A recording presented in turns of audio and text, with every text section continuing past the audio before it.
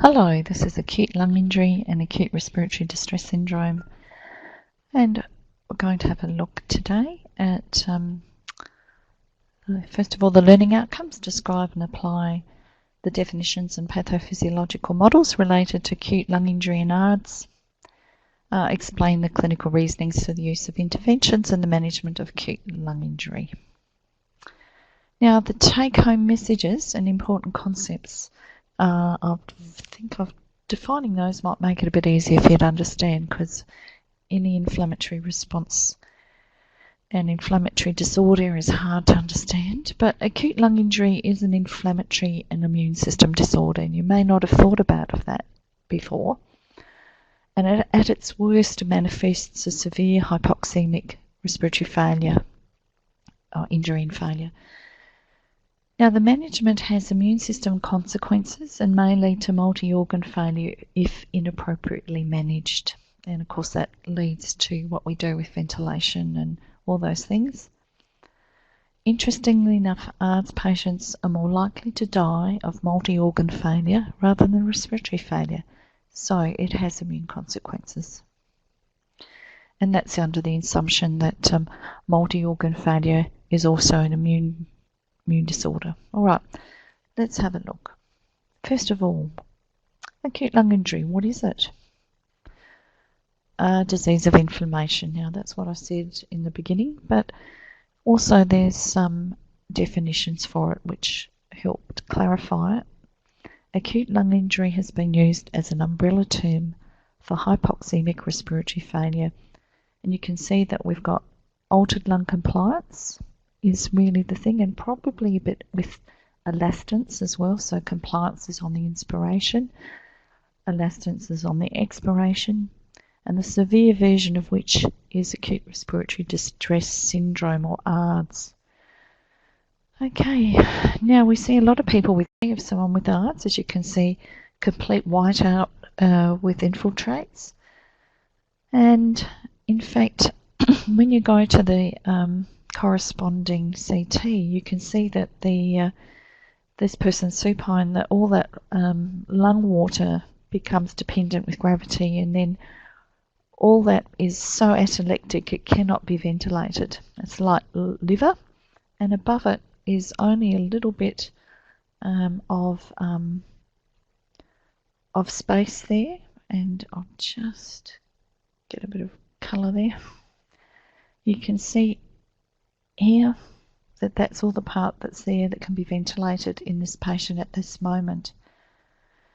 And that's why they call it baby lung, because in a sense that's all you've got, very, very, very small volumes. And if you ventilate it harder than that, then you start to cause damage. Okay, so what causes it? First of all, it's caused by any stimulus of local or systematic inflammation. What happens in the lungs is the neutrophils gather, and they produce something called neutrophil elastase, which is very toxic inside the lung. And you'll find that there's two approaches. Firstly, you have direct lung injury there, and then there's another way which is indirect, and that's through the pulmonary circulation, where the pulmonary circulation gets endothelial injury, and that goes through to the lung. So that's an indirect way, and that's caused by inflammatory mediators which come through the blood. They destroy the endothelial layer in the lung, and then those inflammatory mediators cause lung infiltration with fluid and all sorts of other inflammatory mediators as well. So we'll talk about a bit more about that. Two examples of this. First of all, an indirect way is when you have acute pancreatitis, and the inflammatory mediators from that, from lymph and blood, go through to the pulmonary circulation, and you get an inflammatory process there. Or you can get it from something that's local, such as a pneumonia, and the localized infection causes an inflammatory response. Now this is indirect lung injury through pulmonary circulation.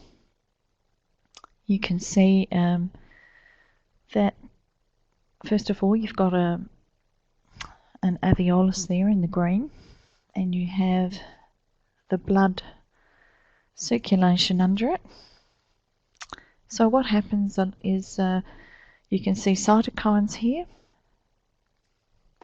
They come through and cause quite a lot of damage to the endothelial layer. The endothelial layer becomes damaged and leaky, increased permeability, increased lymphatic drainage, and what that does, it leaks through to the alveolus. The alveolus loses its surfactant and then it fills up with fluid, etc., etc. At that point you get hypoxemic, so the hypoxemia there, and because of that you get vasoconstriction because blood flows where the oxygen is. So you get this vasoconstriction which then cuts down any possible chance of oxygen exchange or gas exchange with CO2. You can also see here that we've got clotting issues here on the membrane of the pulmonary blood vessel. So that's quite an issue, and if you looked at someone who had ARDS, you'd actually see there's a lot of blood and a lot of bright red inflammation right through it instead of being lovely white and healthy. Okay, so this one here is very similar. This is pancreatitis. You can see here are all the inflammatory mediators, and they get through to the lung circulation. Here's the lung circulation here, and they go through the lung capillary into the alveolus, and that injury occurs that way. So that's how pancreatitis causes acute lung injury, and often it's something that happens very quickly, and that's why we often see them come down to the ICU when they're just starting to get acute lung injury. So to summarise that, there's a direct and indirect way of causing ARDS and acute lung injury. Both lead to lung injury and pulmonary endothelial injury, but in reverse order. And the acute lung injury looks different depending on the mechanism. But of importance is that in the indirect method, say for pancreatitis or trauma or someone who's had some shock, that you get an inflammatory response and it ends up in ARDS, the compliance is higher. So what that means is that the management for them is a little bit different to someone who is actually direct. Now, someone who's direct could be someone who's had influenza, perhaps even H1N1.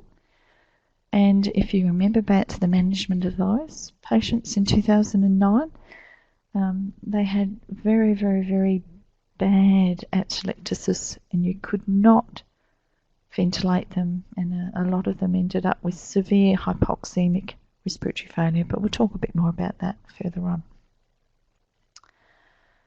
So this is what it looks like if you've got that indirect method or the extrapulmonary ARDS, and you've got this sort of ground glass look on your CT. If you've got something that's a more of a direct ARDS, you have a community-acquired pneumonia, for example, you have a lot more consolidation there, see that? And the compliance is better in this one here, okay? Generally speaking, unless you've got a combination of both.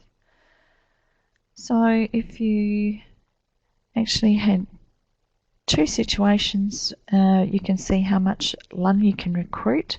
If you've got pancreatitis and you have higher compliance, so your compliance is 44 here compared to 25, and that's mils per can't remember, mils per litre. Yeah, it'd have to be static compliance. Static compliance is usually between 70 to 100. So what we have here is at 5 centimetres of water, you can see what the lung looks like, and then when we put to 45 centimetres of water, you can see that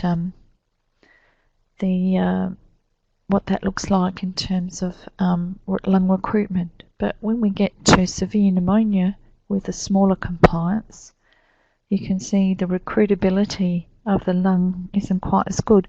And it also, you can see here in the top one that the heart is actually compressed quite considerably by this these high levels of PEEP, 45 centimetres of water, which of course is far more than what is safe.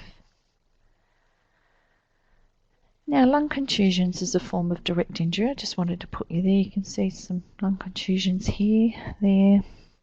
These occur from trauma, from motor vehicle accidents, or falls and things like that. You can see that these part of the lung here, you actually get injury, direct injury, and then an inflammatory response which can affect the whole lung. And often these patients develop an ARDS. Alright, so I've mentioned now that acute lung injury is an inflammatory and immune system disorder.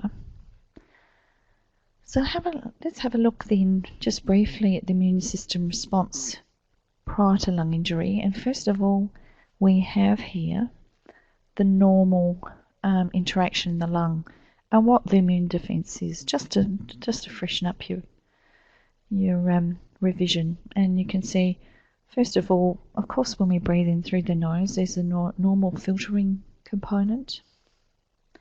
Then there's a bronchial epithelial there. We have lamina. There's BOLT, which is bronchial alveolar lymphoid tissue. We have bronchial lymph nodes. There's a mucociliary escalator occurring. There's lymphocyte pools, perivascular spaces to defend things, and interstitial tissue full of lymphocytes and leukocytes. There's also presence of immunoglobulin in the lung, which triggers off innate immunity. One of the interesting aspects of the H1N1 epidemic, it affected a lot of pregnant women. And what they found in those ladies was that they were deficient in immunoglobulin G2, which is usually what happens in pregnancy, but there was a cohort of them who got very, very sick, and it was because of that deficiency. And that deficiency has also been linked to low levels of vitamin D, and quite often in ARDS patients, their calcium drops as well. So it's a very interesting perspective and an area which has been looked at. Now, our lymph system we tend to not really look at a great deal, but it has quite a role in the development of ARDS, simply because being an immune system response. You can see up here the thoracic duct. A lot of the lymph which drains from the body enters the blood system there at the thoracic duct, and it goes into the heart and the lung, into the chest. So that blood is full of all sorts of lymphocytes, monocytes, that sort of immune response fluid, and it drains right through the chest. And when it does that, it can cause a lot of injury to the endothelial layer of the pulmonary system, and in doing so, it causes indirect ARDS. Now, if you have an area in your gut, for example, which is underperfused and in shock, say, and then releases some inflammatory mediators when it's reperfused, that will actually eventuate in lymphatic flow up to the chest, and then a drainage of these mediators throughout the lung, and the lung is the first organ to receive it because of this thoracic duct.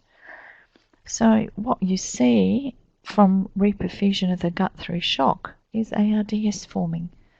So it's interesting, and that's why we need to have early resuscitation and awareness of these things happening. Efficiency. So that's interesting. It affects the nucleus there. So it's a pathology now. Let's have a look. We have that acute inflammatory response, and it can be caused by these things. First of all, pulmonary events, infection, bleeding, aspiration, or extrapulmonary events. And of course, sepsis is one, pancreatitis is the other, trauma, intestinal ischemia and reperfusion, and also blood transfusions can cause a massive inflammatory response. And they're different cascades, and they respond to different therapies, and that's why it's so hard to manage patients, because then they have their individual responses, because first of all you have the cause, then you have the inflammatory response, which is individual to each person, and the amount of injury that occurs can be different, so it makes it quite a complex disease. However, they are sort of put into categories, and one is the acute phase, which is one of the two major stages, and that's where you get your pulmonary edema without cardiac involvement at this time, and you get disruption of the alveolar capillary interface, leakage of protein-rich fluid into the interstitium and alveolar space, extensive release of cytokines, and then you get all these neutrophils that come in and cause a lot of damage. And later on, you get what's called fibroproliferation. You get collagen formation and scarring in some people. Some people repair really well. Lung tissue resolves, but some people quite get over ARDS, some people don't. And if you're into histology, we can see the light, airy look of the lung there, and they're very much like, I describe them like butterfly wings. Whereas you come down here, it looks like a slice of liver, and you can see the great big edematous cells with the holes there. Yeah. Here's a lovely picture. This is just of the alveolus and what's inside the alveolus. We're not actually looking at the blood vessels here. You can see that what lines an alveolus, we have type 2 epithelial cells here, type 1 epithelial cells and type 2 epithelial cells. The type 1 make surfactant, and you can see here, there we have surfactant, and that allows something to keep its surface tension so it doesn't collapse all the time. So you want to keep the surfactant there as long as you can, but quite often in ARDS this gets damaged.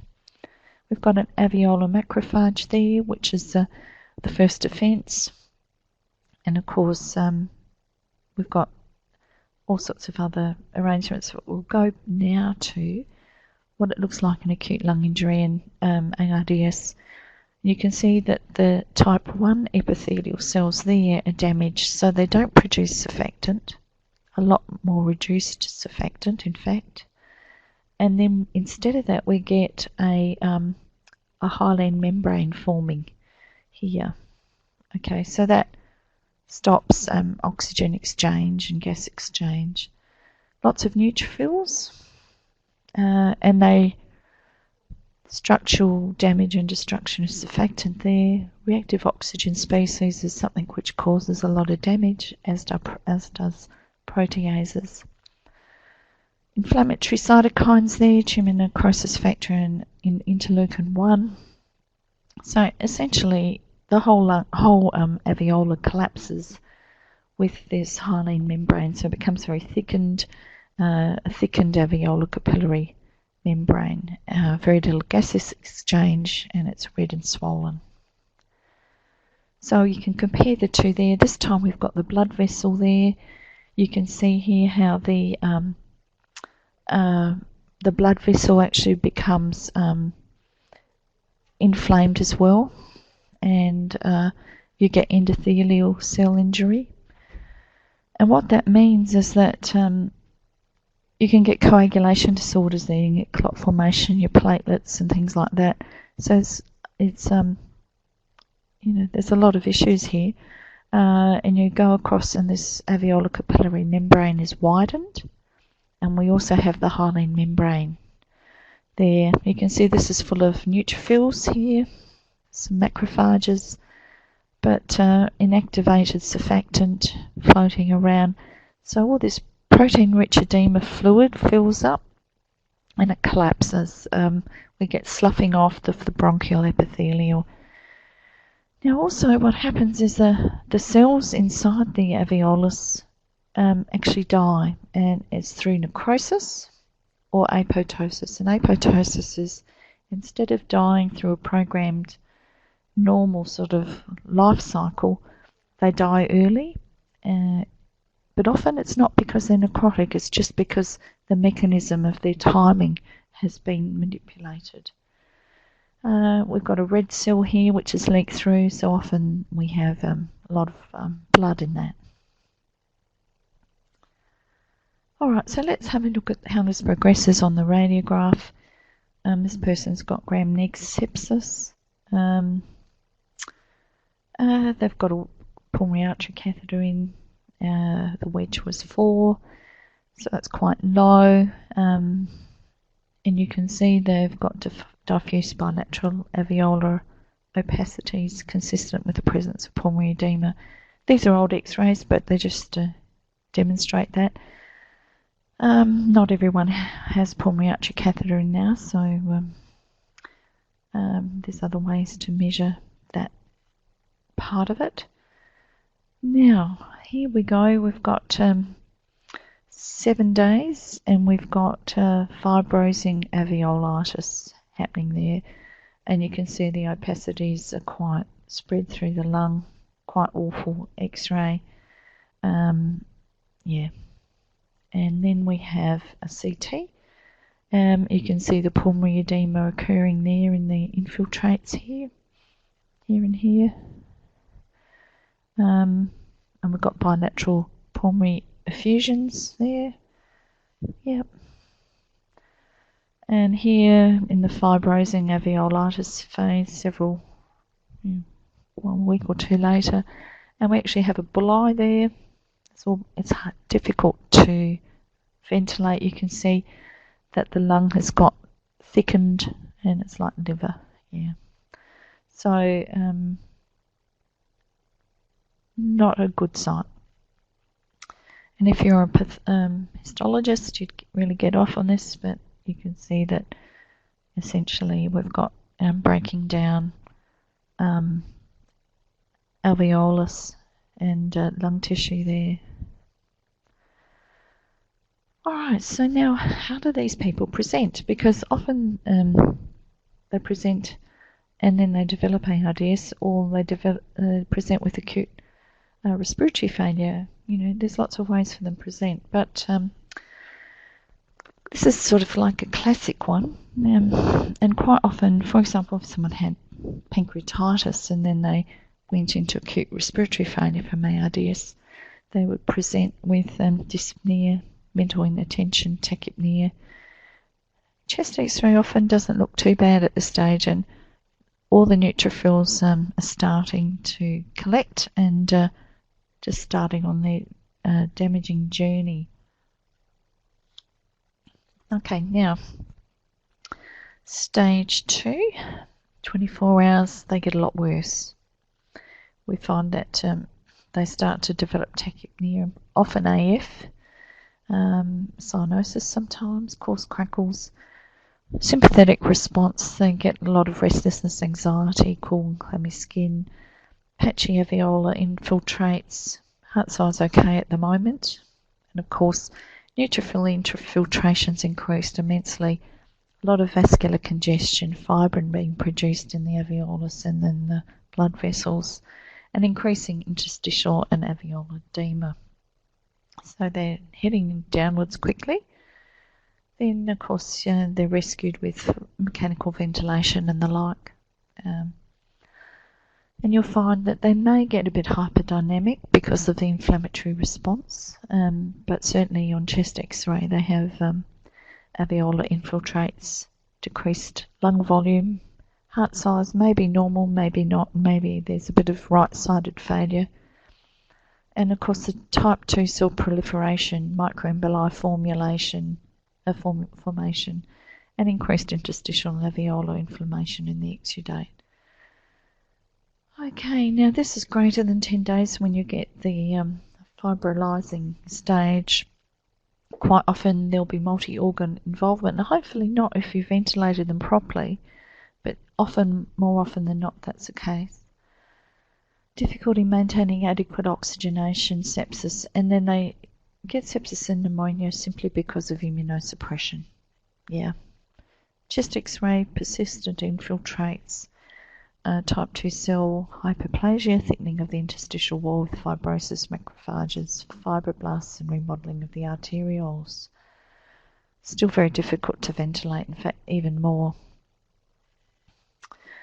Now, here's a presenting case. This lady's got pneumonia, 73, gets hypoxia and azotemia, which is indication of renal failure or kidney injury, as they now call it. But interestingly enough, the connection between lung and kidney are very close, and you often get the two happening together simply because they think that the angiotensin 2, which is converted from angiotensin 1 to 2 in the lung, has a lot to do with the RAS system in the kidney and about the normal perfusion in the kidney and how that changes and how that can cause some issues with kidney injury. So, as you can see, she had a fever, tachycardia, and her blood pressure was a little bit elevated, but the mean arterial pressure was probably okay there. You can see that the diastolic is 55, so it was dropping down a bit with dilation of the vascular space. Stats weren't good, 91% on ambient air. Yeah, she just looks a little bit uncomfortable, needs some antibiotics, so ceftriaxone and azithromycin at this time were given. So she's on high flow, oxygen at 100%, and this is her gas briefly. Now you can see that she's got a PaO2 FR2 ratio of 330. So she would receive a 0 for that on her score, plus, yeah, she'd, hard to say, I haven't got on compliance, but she, at this stage, wouldn't rate very high. Her lung injury score would be less than 3 if we did it through the old way of doing it. Okay, so, you know, that's all right, but she's 100%, and I think that's what we need to think about. It's not good for someone to be on 100%, is it? Because they need to have that, they don't need to wash out that nitrogen, because they need that to maintain, prevent atelectasis. Her neutrophils are up, which is interesting, and so it's a white count there. Hematocrit, of course, drops down, and platelets, well, they've increased here, but generally they eventually get less. Okay, day 3, she's still on high flow, but the infiltrates have got worse and the injuries got worse, and you can see that the PaO2 ratio is 125 now, and she's certainly meeting the criteria for ARDS.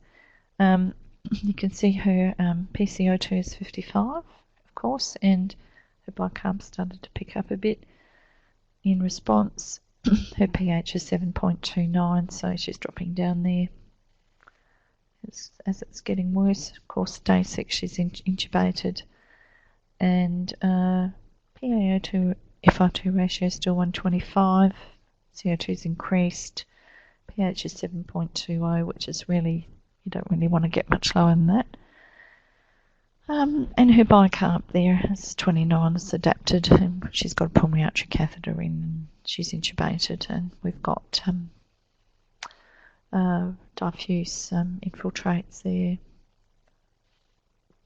Pardon me, on day 7 she had a CT, you can see there that alveolitis.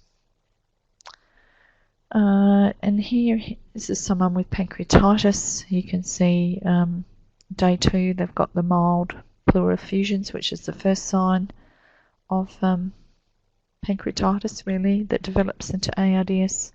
And on day 3 we've got the ARDS look there. Right, so how do we ventilate these guys? And a lot of the nursing care that you do has a lot to do with this, so it's integrated when I talk about it. First of all, the goal of mechanical ventilation is to ventilate gently. And I'm not going to prescribe any particular way of ventilating, but we're going to explore various ways in a minute and just work out what we're trying to achieve.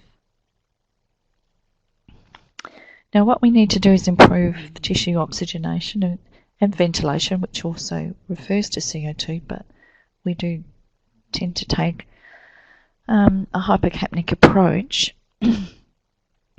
Something that is not often mentioned is we need to maintain the hemodynamic state, because when you have a lot of pressures in the thorax and the chest, it does relate a lot to venous return and to cardiac output. And there's also a lot of inflammatory mediators around, which affects the myocardial contraction. Quite often later they'll develop cor pulmonale or right-sided heart failure, and you'll find that the pressures in the right side of the heart increase so much that the septum gets pushed over into the left side of the heart, and that cuts down the ability to be able to contract and feel. Quite often this ventilator-associated lung injury makes more inflammation and then leads to organ failure. So there's a lot to try and think about. They're also at risk for ventilator-associated pneumonia and other sepsis, line sepsis and things like that. Actually, while we're on line sepsis, I just might add that contributes to indirect ARDS quite a lot. And if we can keep our infection control principles really tight when we deal with intravascular lines and things, we'd probably cut down the ARDS rate considerably. Alright, now the stress and strain concepts you've probably heard of. Stress relates to volutrauma and barotrauma, where you have large distending forces either in volume or in pressure, and they both relate to each other. Has been called volutrauma and barotrauma, which leads to rupture and things like that. However, that's quite overt damage. When we talk about strain, we talk about the repetitive opening and closing of alveolus, and in so doing they have a strain component to the elasticity of it, and they get small ruptures, and then that will send up an injury cascade, and then from there more inflammation. And that inflammation here, that goes through the circulation through to the rest of the body, and it's called biotrauma, and that's why we develop multi-organ failure from it, is because the inflammatory mediators then destroy other organs in distant places. So really a lot of our ventilation we do this stress stuff we are quite well aware of. It's the strain stuff that we don't do as well as we should, but we try, I think. Okay, now our ventilation goals. So talk about this in terms of a waveform, and in fact this is a loop waveform. If you need to look at loops, you can see them But this here is a loop waveform, which is volume. You can see it's volume there. And we have pressure. Now if you and I were breathing, we would start with negative pressure and become a bit positive, and then we'd expire and it'd become negative again. So that's what you and I would look like with our normal breathing. Yeah. But some of the ARDS on positive pressure ventilation, remember the negative pressure comes from spontaneous breathing. I'll just get rid of that.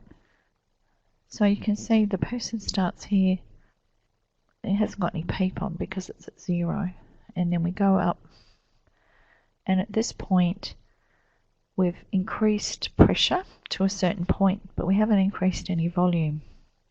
So what we're doing is, this is called distending pressure, and then we get to a point which is called the lower inflection point, or lip. And then at that point we get a really good response. As pressure increases, we get quite a bit of volume. So then we've gone within this particular aspect of pressure, we have achieved quite a bit of volume here. And we go over there, it's 400 mils. Yep. Okay. So this is the breath going up. Okay, so we're going up with the breath, and we get to this point here, and the alveoli are actually quite filled, and we don't need to fill them anymore, because if we do, you can see the distension of them flattens off. Okay, so it flattens off, and this point here is called the upper inflection point. Yep, you might have heard of that. Okay, so now if you do these loops on someone with ARDS, and you actually did you could actually stop it and look at it, which you can do on your ventilator, you'll be able to work out these things. Now a lot of the literature refers to the expiratory limb of the volume pressure curve, and this is it here. Okay, so in fact probably the area that you want to keep someone in this is someone on the expiratory limb. You can see they're getting, for the amount of pressure, they're actually getting the best volume, which means we've actually recruited lung, and we've got it at the most elastic that we've got it. So the compliance is actually being used to its best ability. So that's really where you want to get them, but I'll just get rid of a few things. We actually need a little bit of PEEP here, so we don't have all this. We actually need to start PEEP about here, which is probably about 15, say, and that's how you work out where to start with your PEEP. But you know, different patients respond to recruitment in different ways depending on their compliance, so you have to work out that. But you know, the docs prescribe that, so that's fine, but you can check where they're at and point things out to them. You know, that's what our role is. But I'll just do this. So essentially we need to ventilate within that area, and that's why we use our volume and pressure curves, is to see that we're ventilating within that area, and that's really, really important. Okay, and there's lots of ways to do that. Okay, you don't have to do that with any particular method, and I'm going to explain a few, but that's really what you want to do. Now hemodynamically, you have to get the balance between PEEP as well, pressure and volume as well, because both contribute to each other. You need to maintain a cardiac output and a preload. Okay. So here we've got someone with ARDS, and they're having an echo. Here's their echo here. Okay. And over here we've got peep of 0. And you can see what we've got curves here. This curve here, okay, comes down like that. That is the left ventricle stroke volume. But you can see that there's some zigzaggy stuff happening here, which means there's a bit of backflow in the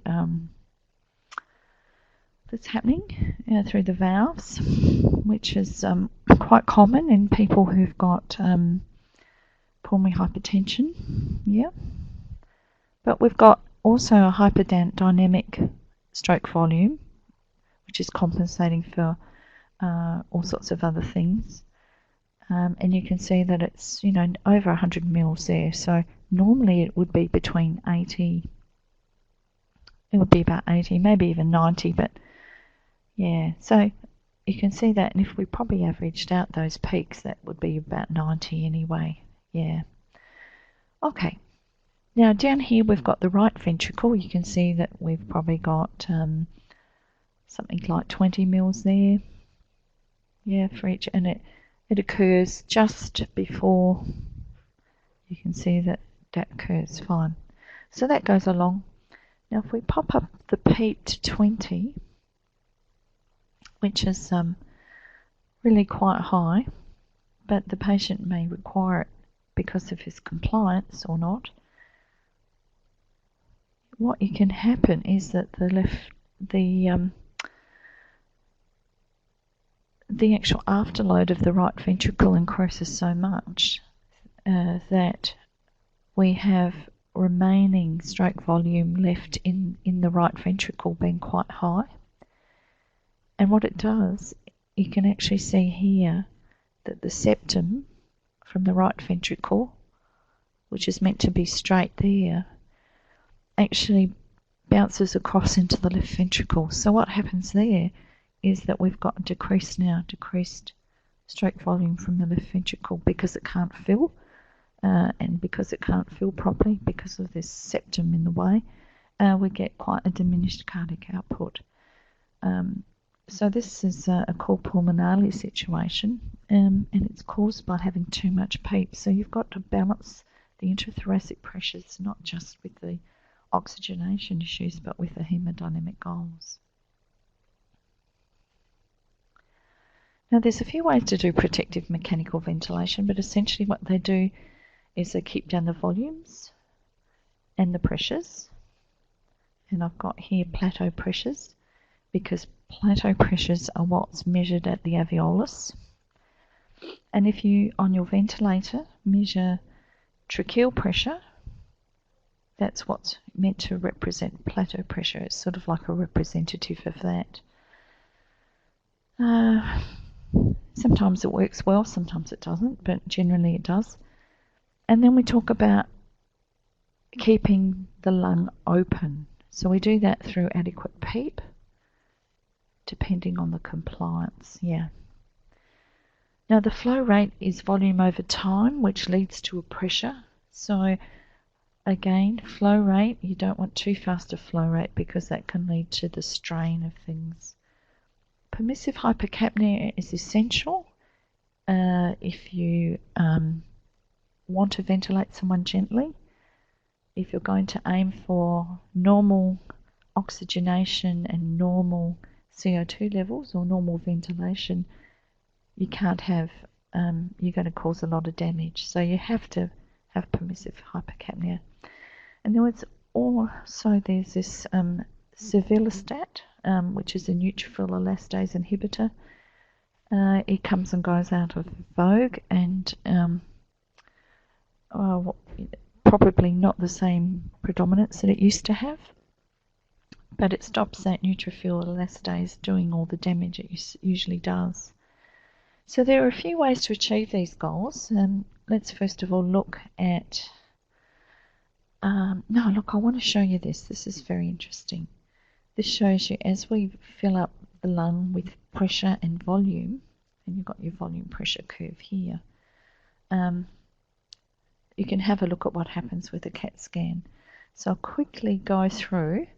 You can see we're halfway up the that point there. If I take it back just down to the inflection point, this is where your recruitment starts. So this is where your PEEP should be located, at least, just to keep the lung open. So we'll go through. You can see that it goes up and up and up and up. Watch the heart as we get up to the top of there. You can see the heart starts to get crushed a little bit with pressure, and we're recruiting quite well. And at this point we recruit not very much volume, but we recruit and we get a lot of pressure right through. You can see that right to the top there. Okay, so all that lung, in fact there's some bullae there, yeah. So in fact, yeah, you can see that the heart's size has been crushed considerably, but that's just interesting to see what happens there. So we have the, first of all, the first thing that we look at is the ARDS-net protocol. Now, can I say that those people who use a volume-targeted assist control SIMV are the only ones that can use this. So if you use, pressure control in your unit, you can't use the ARDS-net protocol, okay? So it's about dialing up a tidal volume based on predicted body weight, and I'll show the calculation for that in a minute. There's a PEEP table, which I'll show you over the next slide, but it goes through, it uses plateau pressures, it keeps your pH goal at a certain stage. You go through, again, more plateau pressure goals. It does go off on a limb here and says considers sodium bicarbonate. That's very debatable, and I don't think that gets looked at a great deal. If you go to the ARDS-net website, if your unit uses the ARDS-net protocol, it gives you a lot of information on there. It's quite interesting to look at. So this is how you calculate predicted body weight, which I think is quite funny because it's predicted body weight in kilograms, and yet the height's in inches, so it's a bit of a yeah.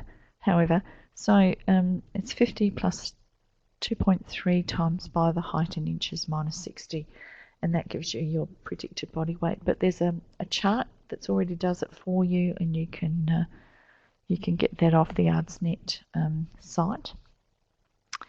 Now, this is where the ARDS-net protocol originally came from the where they found that dropping the tidal volumes considerably reduced the mortality. Yeah, the mortality was low in the group treated with lower tidal volumes and the group treated with traditional tidal volumes, and that's where, in fact, that's where it comes from. They found such a big drop. Yeah, so there was 31% versus 39% mortality, which is quite a powerful drop in mortality, in fact. So there you go. Anyway, moving on. This is the oxygenation and PEEP. You can't see that, so I'll bring it up a bit. And you can see they've got two scales here. One's a higher PEEP, lower FiO2, lower PEEP, higher FiO2. So in a sense, the higher PEEP is for the people with better compliance. And you can also see that there's a relationship between PEEP and oxygenation, which is the assumption of this. And of course your PEEP goes up as your FiO2 requirement goes up. And you use this flow chart here to adjust it accordingly. Now, I've got here, I'm talking about PEEP. If you go to this website, it brings you up, and you may need to log on because of if you're outside the the uni, but if inside the uni you can log on and you won't have to log in, but with your password and things like that for the library. But what it shows you in A, we're ventilating this little rat lung here at 7 mils per kilo, and you can see how each time it opens and closes that you get these heterogeneous or imbalance of being ventilated. In fact, it just does the lower lobes and a little bit of the upper lobe and not much in the middle.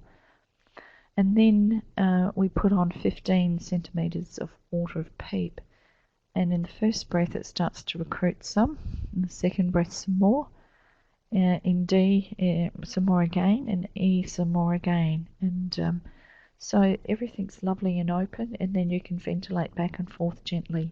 You don't have to use volume to recruit.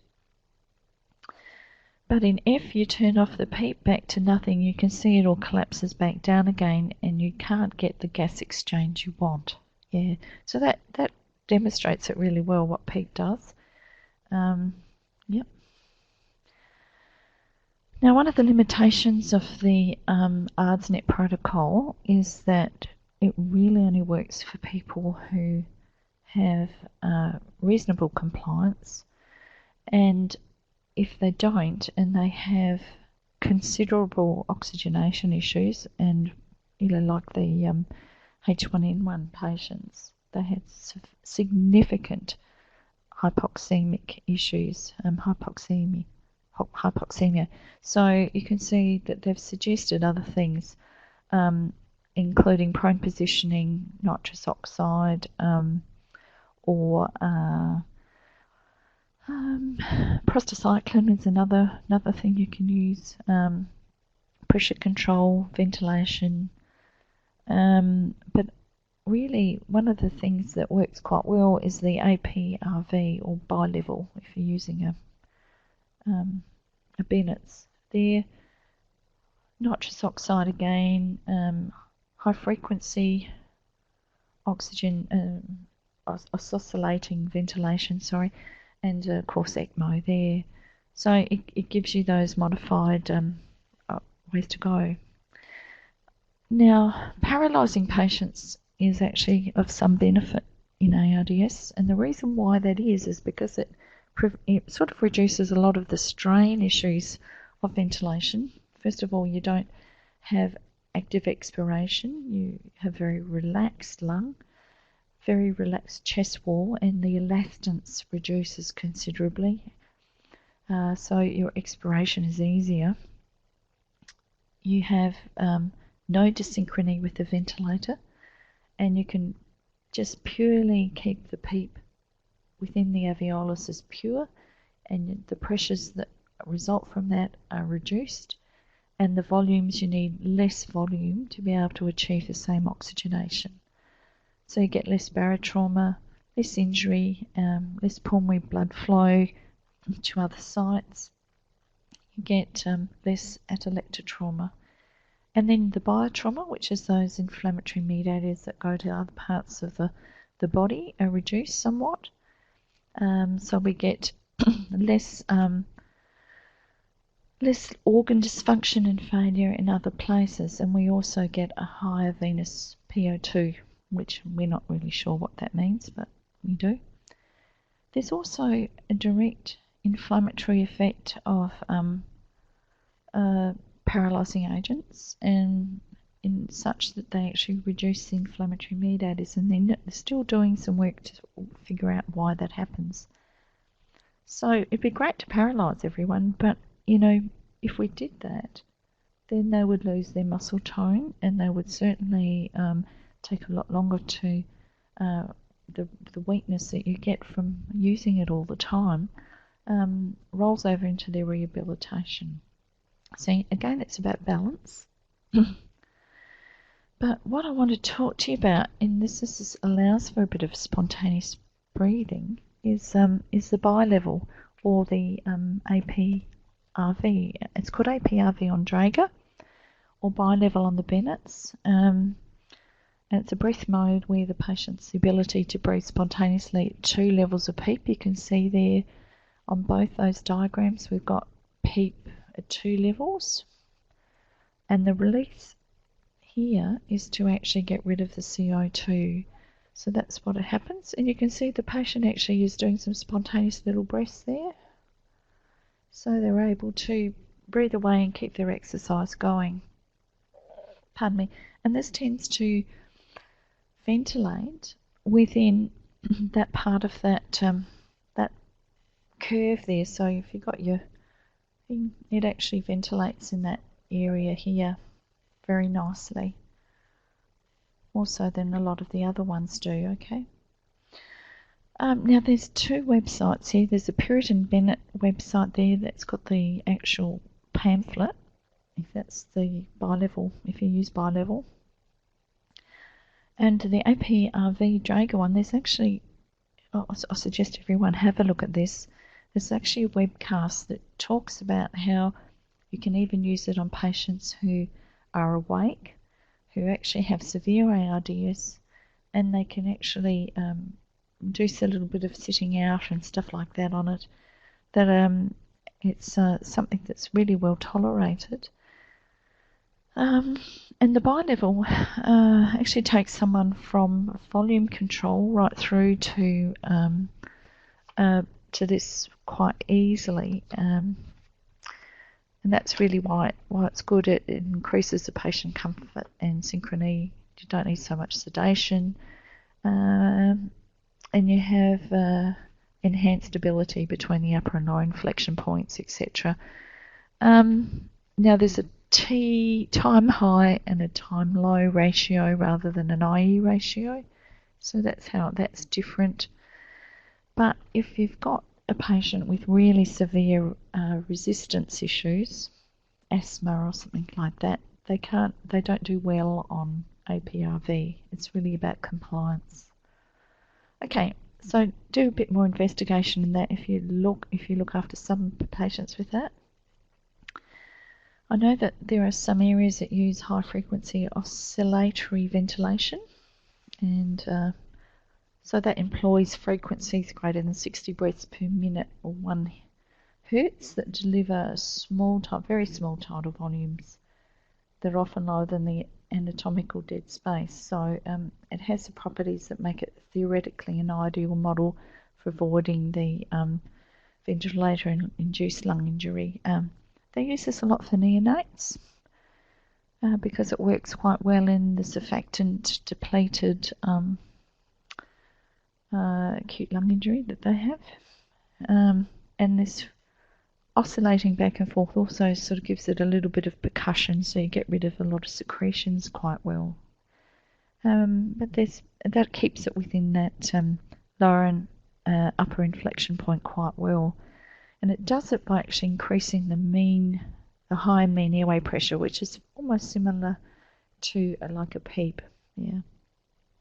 Okay. Fluid management tends to be keep them crispy, keep them tight in terms of a little bit of noradrenaline going in the background to keep up the diastolic mean pressures, so that the inflammatory swelling and things like that are reduced. They're starting to find that it's just not about fluid management, but it's about managing the inflammatory response. And if they find they keep people widened in the blood vessels with less unstressed volume, that they have a higher inflammatory response. But they're not quite sure why that happens just yet. Okay, nitric oxide is something that can be used, as is prone positioning. And here we've got someone who's been prone positioned. I'll talk a bit more about how you do that in a sec, but you can see someone supine, the heart's there, takes up space of that ventilation here and here. Okay, so that takes up a fair bit of that space, but if you turn them supine, then you've got a lot more space that you can ventilate because the fluid is dependent to gravity, and that's really what prone positioning does. It's also a rescue therapy because it's about oxygenation, and it doesn't often lead to a permanent solution, but it can rescue someone if they're very, very severely hypoxemic. Now, prostacyclin and nitric oxide, they actually work. I'll talk about that a bit more next slide, and then we've got ECMO here. So nitric oxide gas, and this is really works in the same way with prostacyclin, which is nebulized a little bit differently, but essentially what it does, it vasodilates up the blood vessels that are constricted in the pulmonary bed. It's not about vasodilating up the alveolus, it's about vasodilating up the blood vessels so that they have better VQ matching. Now the trouble is with nitrous oxide gas is that when you have red blood cells, see those red blood cells here, when they squeeze along a blood vessel like this that's tight, they actually activate nitrous oxide that's endogenous there. But when it widens like this, so they've got a widened space there, that scraping along doesn't occur anymore, and so the person's own endogenous nitric oxide doesn't get produced. So really what happens is that it can only be used for a short time, and then it loses its effectiveness, and of course that depends on each particular person. But again, it's a rescue therapy, and it cannot be used for weeks on end because there's consequences of that. I'm not going to go into the protocols of that, but it's not easy to use, and it's a dangerous gas. Now, just to show you some prone positioning procedure here, this may be different to what you use, but of course there's a lot of risks involved with prone positioning, and we tend to use this too late here in Australia. It may be getting better, but I think sometimes we need to prone position earlier so we can recruit lung and do all sorts of things earlier, and usually required in people who have severe hypoxemic respiratory failure, ARDS. So you've got your sheet and your everyone there, and you actually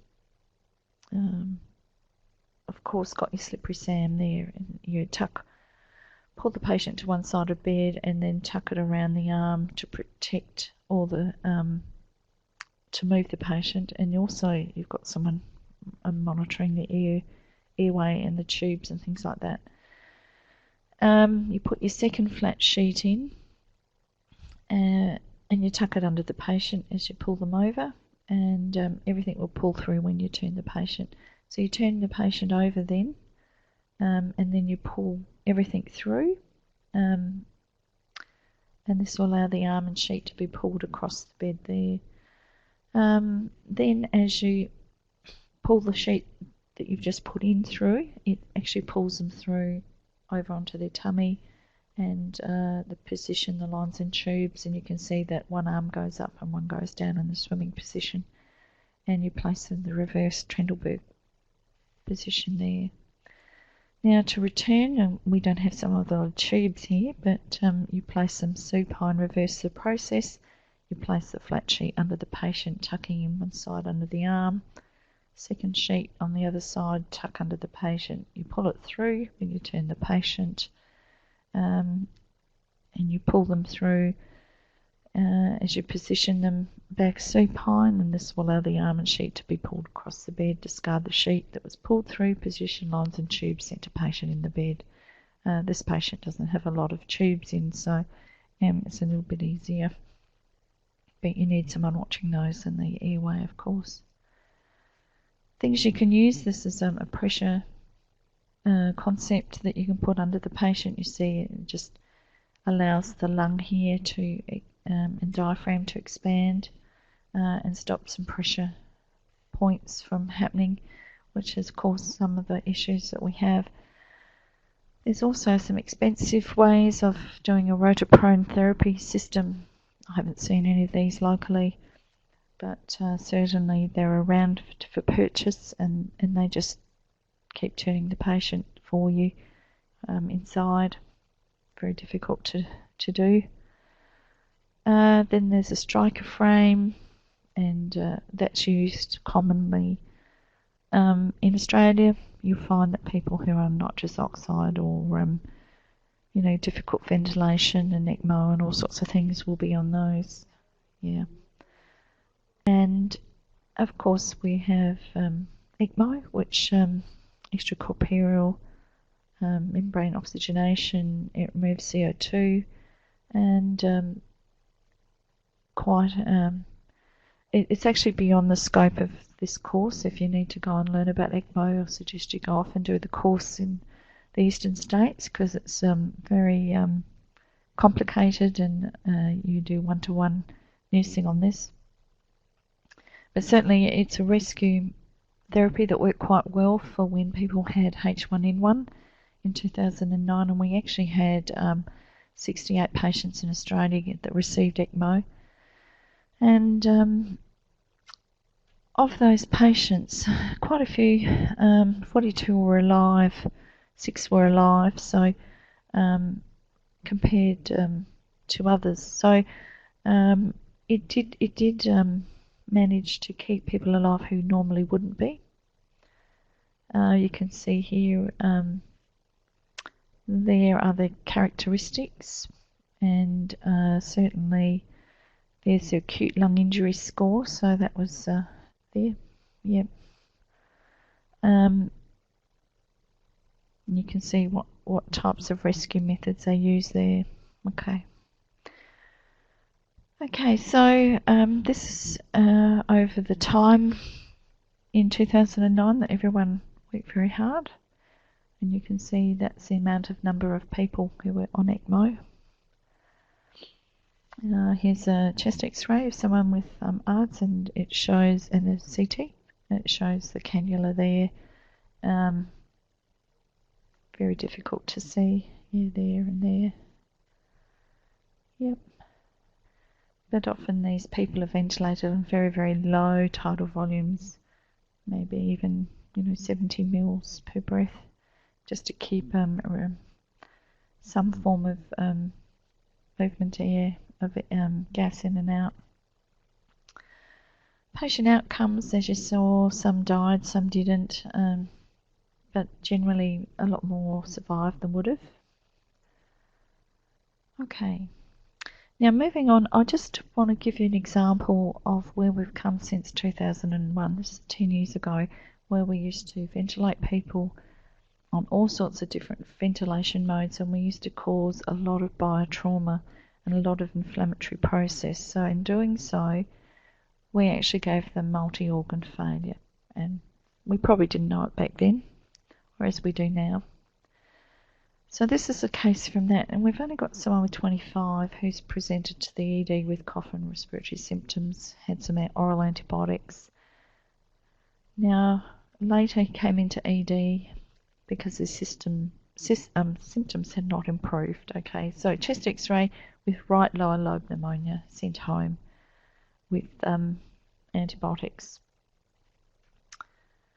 He was then admitted later, 2 days later, not quite 100% on a non-rebreather oxygen mask, but as high as you could get it. You can see that his pH is considerably low, and probably his CO2 is starting to climb up. Bicarb is reduced, and we have oxygenation, which is showing a very low PaO to FiO2 ratio, very febrile, tachypnea, tachycardic, septic shock, looking very close to severe sepsis anyway, 100 on 50, blood pressure, bilateral pulmonary infiltrate, certainly meeting ARDS criteria there. Was intubated and ventilated, NORAD, assist control, or SIMV, 8 mils per kilo he started at, and then it was fiddled with. He went down to 6 mils per kilo. Orthomodaz infusion, wedge of 14, bit of enteric feeding. So his diagnosis was sepsis ARDS as a result of pneumonia. So And over this time you can see that the patients actually, they messed around with their ventilator settings time and time again. So they just didn't choose something which kept them within that higher and lower inflection point. They went up and down and up and down, increase, decrease the FI2. At this point in time, we didn't have the ARDS net protocol, which was at that point probably not far away. So they messed around. There were multiple combinations of ventilation strategies were used to improve oxygenation, including permissive hypercapnia and inverse ratio ventilation, which the reason why inverse ratio ventilation worked back then was it increased a patient's own auto PEEP. Yeah. So they had a higher PEEP. That's the only reason why it worked. So they did this over the next 35 days, and he got worse and worse with multi-organ failure. He eventually had some high-frequency oscillation ventilation and had some nitric oxide. But he developed ventilator-associated pneumonia and multiple pneumothoraces from all this. And unfortunately, he developed multi-system organ failure, and he didn't survive. So that shows you how it used to happen back then, and I think we have far better outcomes now. Now, probably what I want to emphasise is that measuring compliance, resistance, plateau pressures and stuff like that can really only be done on volume ventilation. So if you use a pressure control ventilation, your peak pressure control that it's set at becomes your plateau pressure. So keep that in mind. But I wish you all the very luck with your ventilation, because it's a bit of a trick. So that brings us to the end of this lecture. A very long one, very heavy, but at least you can go over and over it again on some issues. There's a few other lectures you might want to listen to as well. But certainly if you have any questions, please send us an email or bring it up at a tutorial, and we'll go through some concepts for you. Okay, thank you for your attention.